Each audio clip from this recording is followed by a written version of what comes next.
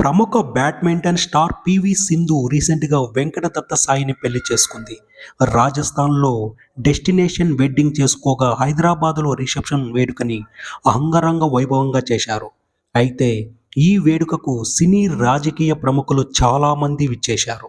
సినీ సెలబ్రిటీలు మాత్రం తెలుగు తమిళ స్టార్స్ విచ్చేశారు. టాలీవుడ్ స్టార్ హీరోలు చిరంజీవి, నాగార్జునతో పాటు హీరోయిన్ మృణాల్ ఠాకూర్ సింధు రిసెప్షన్లో సందడి చేసింది. తమిళ స్టార్ హీరో అజిత్ ఏకంగా ఫ్యామిలీతో పాటు హైదరాబాద్ వచ్చాడు. ప్రస్తుతం ఇందుకు సంబంధించిన వీడియోలు సోషల్ మీడియాలో వైరల్ అవుతున్నాయి. వీళ్ళందరితో పాటు ఉపాసన కూడా సింధుని ఆశీర్వదించేందుకు రిసెప్షన్కు వచ్చింది.